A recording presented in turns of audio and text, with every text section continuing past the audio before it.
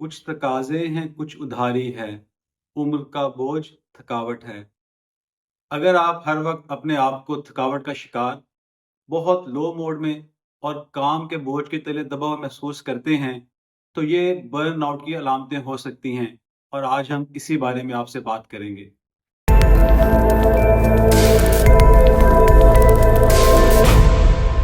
अस्सलाम वालेकुम, मेरा नाम डॉक्टर मुदस्सिर नज़र है और मैं एक ऑर्थोपेडिक सर्जन हूँ और मैं अपने चैनल ऑर्थ के डॉक्टर मुदस्सिर पे आपको खुशामदीद कहता हूँ। बर्नआउट सिर्फ एक सादा बीमारी नहीं है, बल्कि एक सिंड्रोम है। ये बहुत सारी अलामतों का एक मजमुआ है, जो कि अक्सर लंबे अरसे पे काम पे स्ट्रेस, उसके दबाव की वजह से बंदा बर्नआउट का शिकार हो जाता है। बर्नआउट सिर्फ एक थकावट का एहसास नहीं, बल्कि एक ऐसी हालत है जिसमें इंसान जिस्मानी, ज़हनी और जज़्बाती तौर पे बिल्कुल खालीपन महसूस करता है।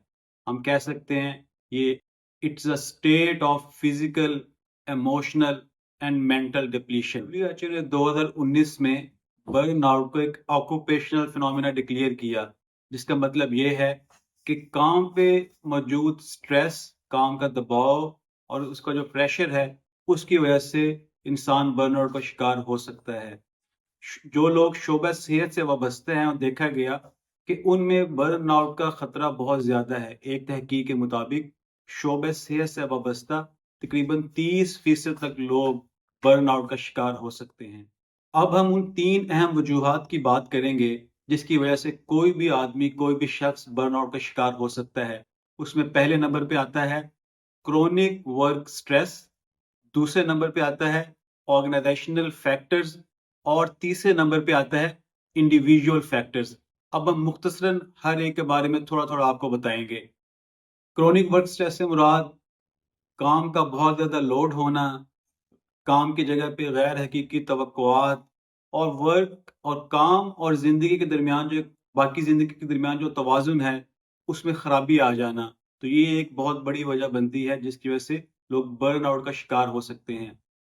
दूसरी वजह, जिस जगह पे आप काम कर रहे हैं उसमें अगर कल्चर ऐसा नहीं है जिसमें एक दूसरे को सपोर्ट किया जाए और ऐसा ट्रेंड है, ऐसा उसका माहौल है कि 5 आदमियों से 50 आदमियों का काम कराया जाए, बहुत ज़्यादा बंदा अपने आप को स्ट्रेस में महसूस करे और ऊपर जो बॉस है उसका बिहेवियर भी ऐसा हो कि जो सपोर्टिव ना हो। और फिर तीसरे नंबर पे आता है कि किसी आदमी की पर्सनैलिटी ही इसी तरह की है कि वो काम का दबाव ज़्यादा ले लेते हैं, तो वही बर्नआउट का शिकार हो सकते हैं। बर्नआउट दुनिया के हर मुआशरे में और दुनिया के हर मुल्क में लोग इससे मुतासिर होते हैं। दुनिया के किस मुल्क में सबसे ज़्यादा पाया जाता है?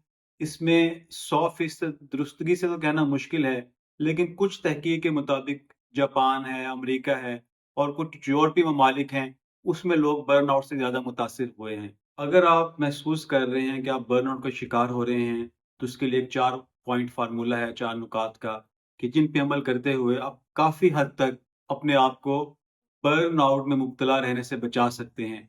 और उसमें पहली बात है अपने आप का ख्याल रखना, प्रायोरिटाइज सेल्फ केयर, जिसका मतलब ये है कि अपनी तरजीहात में अपनी ज़ात को आप सरे फहरिस्त रखें, अपने आप को देने के लिए वक्त निकालें। सेल्फ केयर में आप क्या क्या कर सकते हैं? वर्जिश को अपना मामूल बनाएं।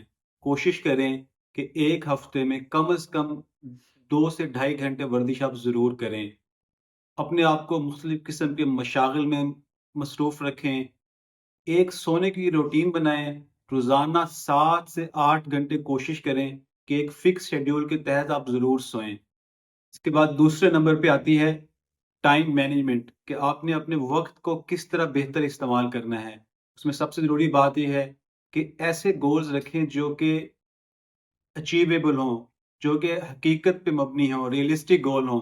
मिसाल के तौर पे अगर आपको लगता है कि एक काम 5 दिन लेगा, तो ऐसा गोल ना रखें कि मैंने इस काम को एक दिन में ख़त्म कर देना है, क्योंकि आप ऐसा गोल रखेंगे तो ये आपको स्ट्रेस ओवर कर देगा और आपके लिए परेशानी का बायस बनेगा। और इसके बाद तीसरे नंबर पे आता है बिल्डिंग हेल्दी रिलेशनशिप, लोगों से अच्छे ताल्लुकात इस्तवार करना। दोस्तों के साथ टाइम गुजारें, फैमिली के साथ अच्छे ताल्लुकात, अच्छे टाइम दें फैमिली के साथ।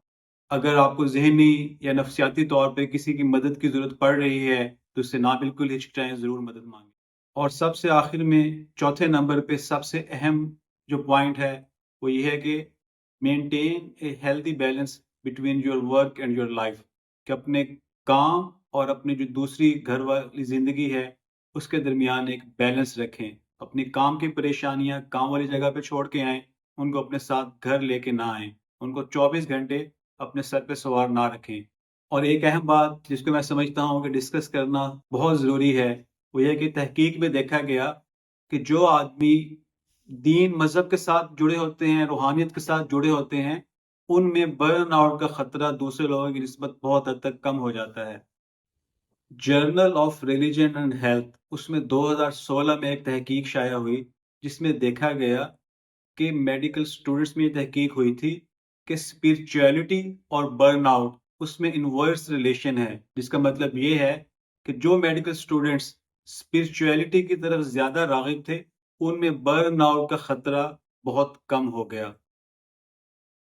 International journal of caring sciences, اس میں 2020 میں ایک تحقیق شائع ہوئی جس میں دیکھا گیا کہ جو اشخاص زیادہ مذہبی تھے، ہائر لیول آف ریلیجیسٹی، کہ جو ذرا دین کی طرف زیادہ راغب تھے، ان میں ریزیلینس یا مشکلات کا مقابلہ کرنے کی طاقت دوسروں کی نسبت زیادہ دیکھی گئی. اور یہ بھی دیکھا گیا کہ ایموشنل ایگزاسشن یا جذباتی طور پہ بالکل تھک جانا، ڈاؤن ہو جانا، ان میں بہت حد تک کم دیکھا گیا. اور آخر میں ہم اسی بات پہ ختم کریں گے کہ برن آؤٹ کو زندگی کا نارمل حصہ نہ بننے دیں، اس کی علامتوں کو ابتدائی سطح پر پہچانیں، سیلف کیئر اور باقی ہدایات پہ عمل کرنے سے آپ بہت حد تک برن آؤٹ سے بچ کے ایک خوشگوار زندگی گزار سکتے ہیں. اللہ حافظ.